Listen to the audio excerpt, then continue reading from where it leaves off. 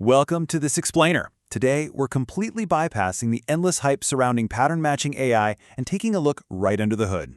We're going to explore the rock-solid reliability of logical reasoning. Now, you hear about large language models everywhere these days, right?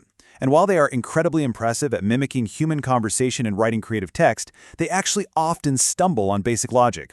Formal logic, on the other hand, is what provides true explainability, consistency, and verifiable inferences in artificial intelligence. So let's get started. Okay, let's dive right into our central question. How do computers actually reason? We aren't just talking about pulling up a stored database record like some digital filing cabinet. We want machines to act like thinkers, not just memory banks.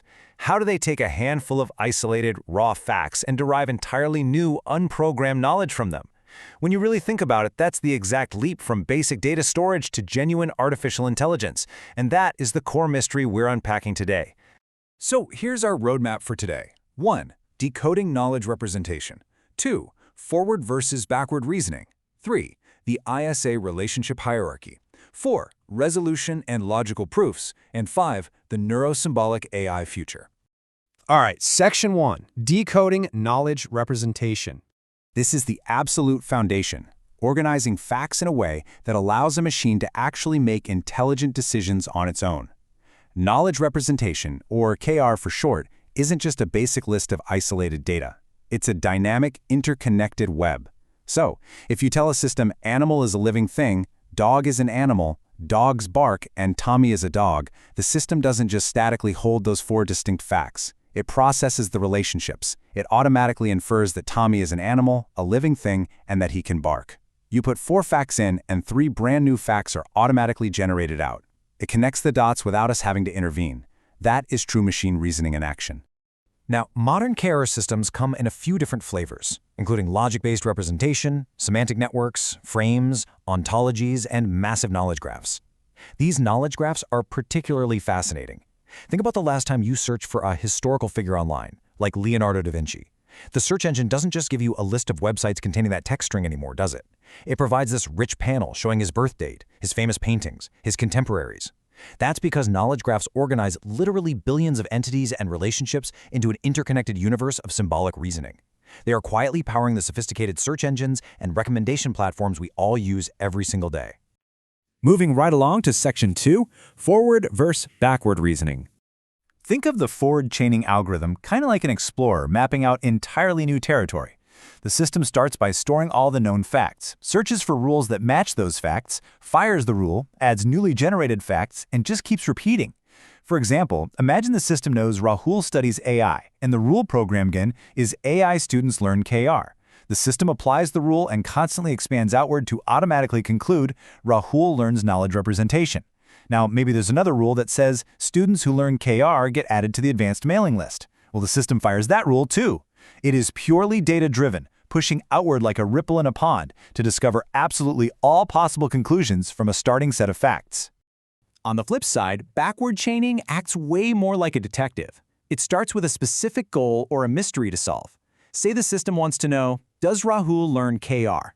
Instead of generating every possible fact in the universe about Rahul, like what his favorite food is or where he lives, it selects that specific goal, finds the rule that produces it, and works backward to see if the supporting facts, like does he study AI, are actually true. It's highly goal-oriented. By completely ignoring anything irrelevant to the case at hand, backward chaining saves a massive amount of computational resources. So forward reasoning is data-driven and explores broadly, while backward reasoning is goal-driven and explores selectively. Now, why does this matter to you? Well, forward reasoning is perfect for things like real-time fraud detection on your credit card. The system is constantly monitoring streams of new facts, your location, your recent purchases, pushing forward to see if a fraud alert rule should be triggered. Backward reasoning, on the other hand, is what powers medical expert systems. A doctor enters a specific symptom, the goal, and the system works backward to figure out if the patient was exposed to a certain virus or ate a certain food. It efficiently searches for the cause of one precise question without wasting massive amounts of computing power. Okay, Section 3, the ISA relationship hierarchy. In semantic networks and ontologies, ISA literally just means is a type of. It creates a perfectly clear chain from living thing to animal to mammal to dog, all the way down to golden retriever. Now, it seems almost too simple, right? But this elegant hierarchy is absolutely crucial. Imagine if a computer had to explicitly store the fact that a creature breathes oxygen for every single animal species individually. It would lead to this massive combinatorial explosion of redundant data, slowing the system to a crawl. By creating this chain, AI has a streamlined, easy-to-navigate shortcut through billions of interconnected concepts. The golden rule here is that every lower concept inherits the properties of higher concepts. This is the magic of inheritance, and honestly, it closely mirrors how human beings learn. Once a toddler understands what a bird is, they inherently know that a new type of bird they've never seen before probably has feathers and lays eggs.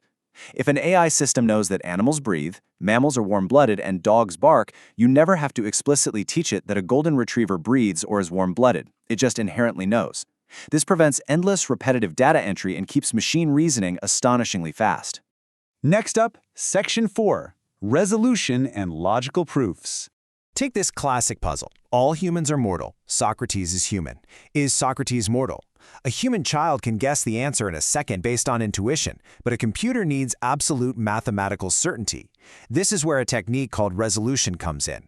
Resolution doesn't guess. It systematically converts statements like this into logical clauses and essentially tries to prove a contradiction. The system will temporarily assume that Socrates is not mortal. It will run that assumption against the known facts, and when the logic completely breaks down and contradicts itself, the system has successfully derived an ironclad proof that he is mortal. It's a pretty brilliant way of proving the truth by exposing the impossible. To actually make that happen in more complex first-order logic, the system relies on unification. Think of it as finding substitutions to make mathematical expressions perfectly identical. It's like a little algebraic engine running under the hood. By substituting a generic variable, like x, with a specific entity like Socrates, it makes the generalized rule perfectly fit the specific fact. Unification acts as the fundamental engine, ensuring that the conclusions an AI reaches aren't just statistical guesses, but are perfectly sound, mathematically verifiable steps. This is the exact mechanism that prevents systems from hallucinating logical impossibilities. And that brings us to our final stop, Section 5, the neuro-symbolic AI future. A lot of folks think there's this massive battle happening between modern pattern-matching AIs like large language models and classical knowledge representation, but they actually have totally different superpowers. LLMs are amazing at learning fluid patterns from massive amounts of data. They can write a beautiful essay on Socrates for you. KR, however, excels at logical consistency, verifiable inferences, and absolute explanation. It can mathematically prove his mortality. So the future isn't about choosing one over the other. Researchers are actively merging them into what we call neuro-symbolic AI. This hybrid approach aims to build systems that have both the creative intuition of a neural network and the rigorous, trustworthy guardrails of formal logic. Let's do a really quick recap to lock this in. Forward chaining acts as the data-driven explorer, continuously finding new facts. Backward chaining acts as the highly efficient, goal-driven detective. The ISA relationship simplifies massive databases and prevents data bloat through the magic of inheritance. Resolution and unification ensure formal, verifiable mathematical proofs. And finally, neuro-symbolic AI combines this rigid, classical logic with flexible, modern machine learning. These classical techniques certainly haven't disappeared. In fact, they are the exact toolkit engineers rely on today to build transparent AI that we can actually trust. So, as AI continues to merge that vast intuitive pattern matching with the perfect mathematical certainty of logical resolution, what limits are really left for machine intelligence? Knowing that the future of AI combines the creative intuition of neural networks with rock-solid logic, I'm going to leave you to ponder that thought.